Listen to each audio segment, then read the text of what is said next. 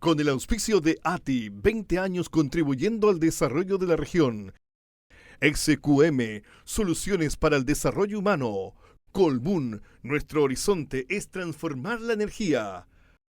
Antofagasta Televisión presenta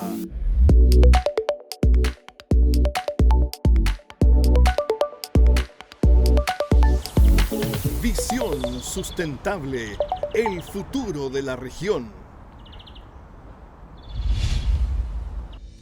¿Cómo están? Qué gusto saludarlos. Bienvenidos a un nuevo capítulo de Visión Sustentable a través de Antofagasta Televisión, como siempre, nosotros invitándolos a que se sumen a nuestras redes sociales. Se están apareciendo justamente aquí abajo y además nuestra página web programavisionsustentable.cl.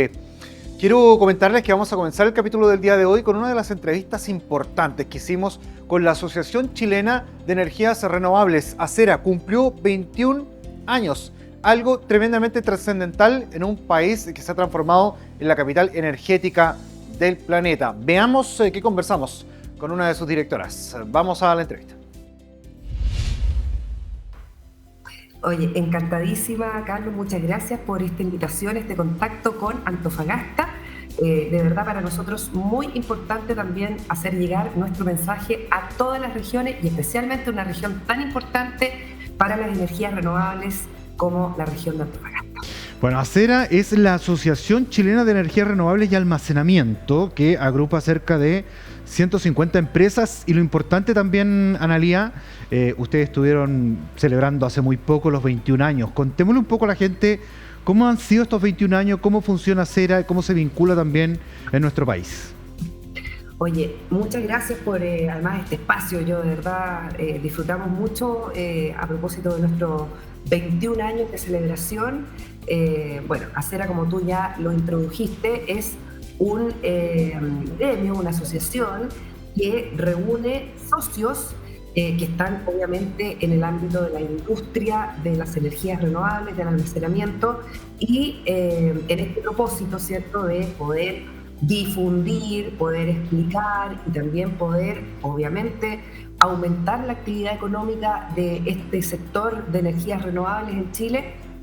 Cada año hacemos, celebraciones y un poco la reunión, ¿cierto?, de la industria en torno a esto que fue el aniversario cada año, ¿cierto?, de ACERA. En ese sentido, así este año 2024 teníamos un propósito bien, fíjate, complejo, que el año pasado cumplimos 20 años y ese fue un momento también de celebración muy significativo para la asociación, para la industria, y había que de alguna forma superar con creces, ¿no?, ese evento que tuvimos el año pasado.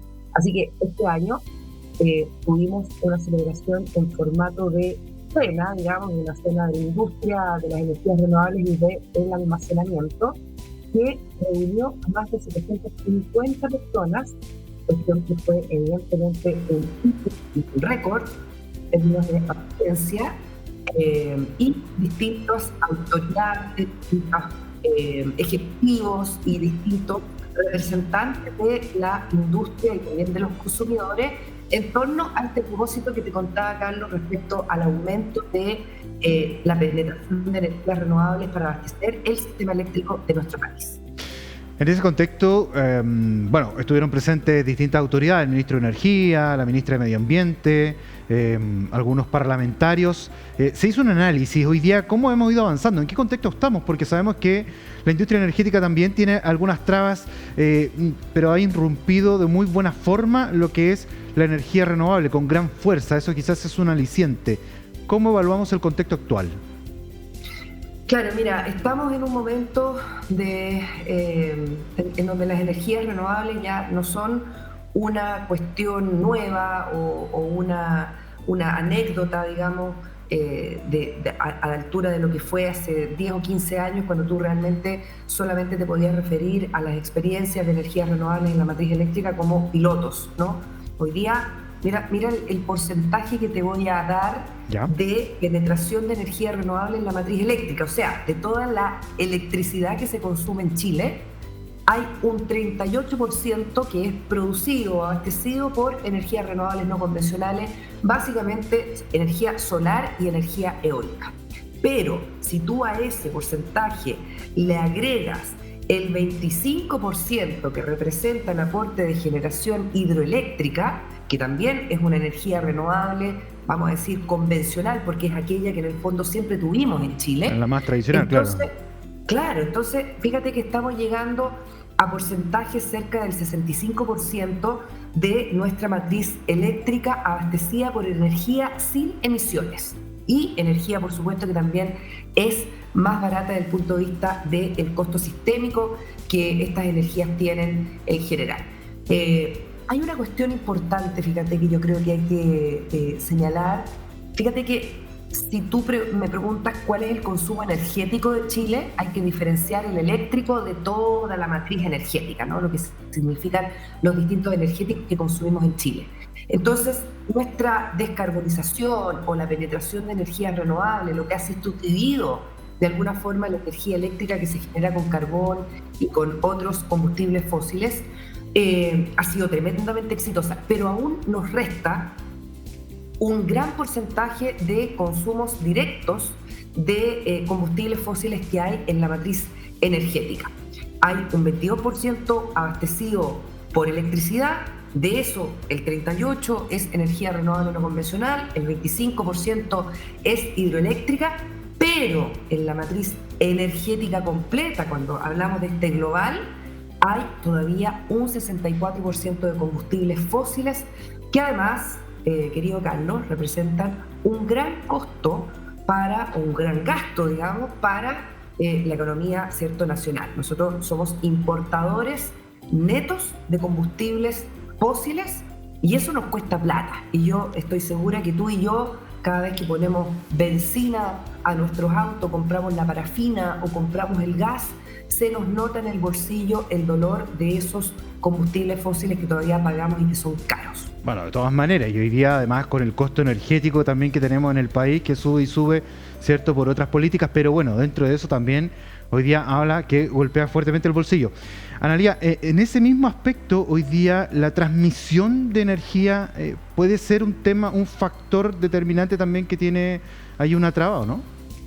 Mira, yo diría que hay barreras ya y dificultades que se han ido agregando junto con el desarrollo y el éxito de la expansión de políticas de generación renovable, o sea, de plantas solares, eólicas y de cualquier otro tipo. Las baterías están empezando también a aparecer en el sistema, las baterías que no son esa batería de casa, ¿no?, de lo que uno podría decir es como una pila, no, son sistemas de baterías eléctricos que se disponen, ¿cierto?, en grandes plantas de aporte, ¿cierto?, de almacenamiento de energía eléctrica en el sistema. Pero junto con eso también hay otras trabas. Una de las trabas que Acera ha identificado es el desarrollo de la transmisión. Uno, porque en el fondo cada vez que se instala un proyecto nuevo de energías renovables en el sistema eléctrico, esta necesita ser transportada hacia los centros de consumo. Una característica de la energía renovable es que obviamente los parques se construyen donde está presente el recurso, claro, ¿verdad? Y por lo tanto no siempre ese recurso está presente al lado de los centros de consumo, sino a ciertas distancias. Y hoy día tenemos un sistema eléctrico que tiene algunos cuellos de botella, vamos a decir, o en el fondo algún tipo, ¿cierto?, de embotellamiento de la energía eléctrica, que precisamente la que proviene de la región, ¿cierto?, de Antofagasta, una región rica en energía solar, rica en energía eólica, que sin embargo no siempre puede transportar toda esa energía eléctrica que se genera en la región hacia otros centros de consumo que en el fondo también requieren esa energía. Entonces ustedes hoy día, por ejemplo, en Antofagasta hay momentos en el día que tienen exceso de producción de energía eléctrica y ese exceso no puede ser transmitido por las características y las restricciones en el fondo que tienen hoy día las líneas de transmisión y por lo tanto hay energía que se pierde. ahí viene el concepto de los vertimientos o de los recortes de energía que tanto preocupan a la industria renovable y particularmente a Acera. Y que lamentablemente hace pocos días, perdona que te interrumpa, pero hace pocos días salió también el veredicto de que, o por lo menos Colbún anuncia, ¿cierto?, que este proyecto de transmisión en Paposo va a ser retirado con una importante cantidad de millones de dólares en inversión, pero que afecta este mismo proceso que estamos conversando. Por supuesto, y ahí iba justamente a señalar el segundo punto, que esto no es solamente un tema de la transmisión, que entre paréntesis, y yo creo que hay que ser muy claro con los consumidores, cuando hay más líneas de transmisión en un sistema eléctrico, ese es un costo para el consumidor. Lo pagamos todos los chilenos. Lo pagas tú, lo pago yo, también lo pagan las empresas consumidoras de energía, las grandes industrias, por ejemplo, también tienen un cargo único de transmisión, por lo tanto, no es tan trivial, ¿ya? O tan como fácil decir, mira, aquí lo único que hay que hacer es poner más líneas de transmisión y es una cuestión, por ejemplo, de permisos, o sea, que nos den todos los permisos a la industria eléctrica. No, también es una cuestión de costo y de conveniencia, por lo tanto hay que optimizar no solamente la transmisión que está construida, sino también aquella que se tiene que agregar, porque eso representa siempre un costo. En el tema de permisos, de lo que tú señalabas, de, por ejemplo, el proyecto Paposo. El proyecto Paposo es un proyecto de generación que se basa en una tecnología que en Chile está muy pocamente desarrollada. De hecho, sería el primer proyecto, ¿cierto?, de esta naturaleza, que trata de... se llama pump storage o hidráulica de bombeo en castellano, y básicamente se trata de bombear agua desalinizada que se obtiene del mar para poder hacer un reservorio y con la fuerza y la gravedad de la caída de esa agua, ¿cierto?, generar electricidad. El agua, cuando se eleva ya a este reservorio que está en una altura, se eleva con una energía que es solar, ¿ya? Ese es como el principio básico, un circuito cerrado, y la verdad es que es bastante eficiente la tecnología, y por lo tanto había mucha expectativa en el país acerca de cómo ir agregando nuevas fuentes de electricidad, de generación de eléctrica, más allá de la solar, ¿cierto?, o la eólica, que ya está bastante probada. El tema de los permisos, yo creo que es efectivamente hoy día un cuello de botella para poder armonizar al mismo tiempo el desarrollo humano, ¿cierto?, y guión económico, y guión eléctrico, con el equilibrio, ¿cierto?, con el medio ambiente y los criterios con los que estos proyectos se evalúan, especialmente en regiones que tienen ciertas características especiales respecto de sus ecosistemas y obviamente lo que se desea mantener desde el punto de vista, ¿cierto?, de ese equilibrio con la naturaleza. Por lo tanto, es un desafío. Nosotros evidentemente estamos atentos, ¿cierto?, a que este proyecto pueda ser reingresado. La empresa titular ha dicho que está evaluando el reingreso, pero no tiene todavía la certeza, digamos, de hacerlo.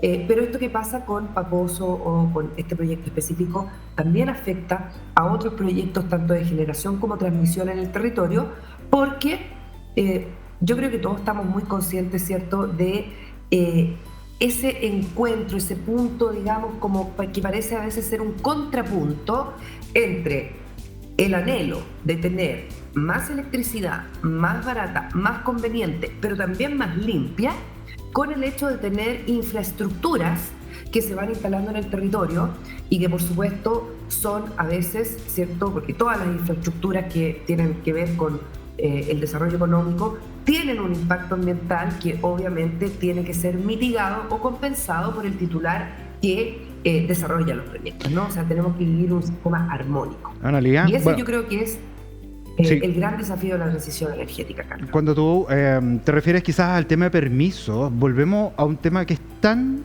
pero antiguo respecto a que el sector privado avanza mucho más rápido que el sector público, y hoy día creo que quizás la orientación que tiene el Estado no avanzó con la rapidez necesaria para generar esta matriz energética sustentable, independiente, que hoy día hay plazos importantes. A juicio de ustedes, ¿vamos a lograr la carbono neutralidad en los plazos establecidos, que Chile al 2050 sea realmente carbono neutral? Mira, qué buena tu pregunta, Carlos, porque de nuevo me remito a las cifras que te di al principio respecto del gran avance que hemos tenido en la descarbonización del 22%. O sea, de ese 22% que es la matriz eléctrica y donde hemos hecho una penetración renovable y ahora de almacenamiento con un foco muy, muy puesto entonces en hacer carbono neutral el sector eléctrico. Pero, como tú muy bien dijiste, nuestra meta, nuestro objetivo es ser carbono neutral como país, como una economía. Y eso significa, fíjate, que al año 2050 nuestro propósito es tener tantas emisiones como seamos capaces de compensar o mitigar con otros efectos, ¿cierto?, o reducciones que se hacen en algunas industrias, como particularmente la energética, o con los sumideros, por ejemplo, los bosques y el mar, ¿verdad? Entonces, ese es el concepto de carbono neutralidad, muy claro para que todas las personas que te escuchan no crean que esto se trata en el fondo de no tener emisiones. La carbono neutralidad es emitir la misma cantidad de emisiones que podemos compensar o disminuir en otro tipo de acciones, ¿ok? Ahora, claro, el desafío es tamaño, porque no solamente tenemos que descarbonizar aquella matriz eléctrica que nos abastece, para el uso de la electricidad, la luz, ¿cierto?, los equipos, todo esto que nosotros usamos con la electricidad, tanto a nivel residencial como industrial. Pero también los otros usos. ¿Y cuáles son los otros usos? Los más importantes que hay todavía que trabajar, descarbonizar, y no solamente por una cuestión ambiental, Carlos, sino por la cuestión económica. Eso que te decía yo al principio, que nos cuesta dinero, dólar a dólar, de importaciones que tenemos. Obviamente el transporte, o sea, ahí hay un tercio también de uso, ¿cierto?, de energía, combustible, que es muy importante para el transporte y que todavía no descarbonizamos. O sea, en Chile la electromovilidad todavía es menor, ¿verdad? O sea, tiene poquito o muy baja todavía representación.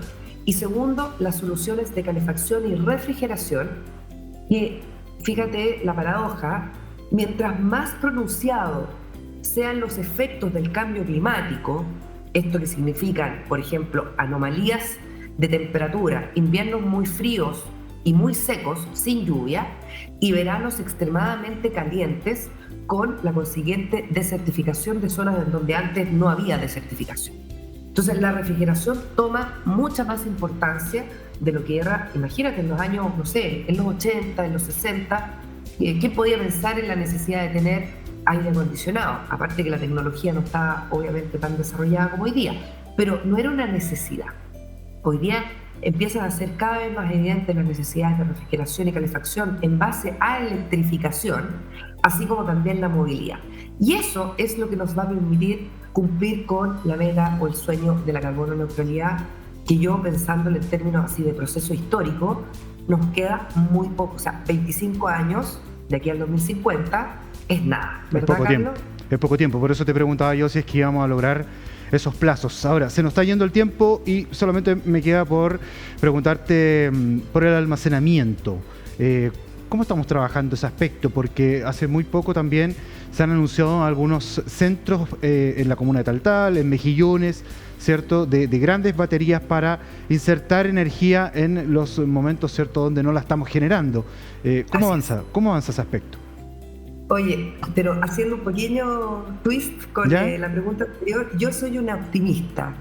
Soy crítica pero optimista. Siempre un poco entendiendo que hay que bajar la pelota a la realidad, ¿ya? Y no repetir simplemente eslogans, ¿ya? Yo creo que estamos en una agenda que es ambiciosa, es asible, es lograble si es que hacemos las cosas bien y si tenemos una visión, ¿cierto?, de país básicamente basada en incentivos económicos y también en propósitos que son los climáticos y que yo creo que estamos todos claros que también al final nos afectan, ¿ya? O sea, ese es un redondeo de la pregunta anterior.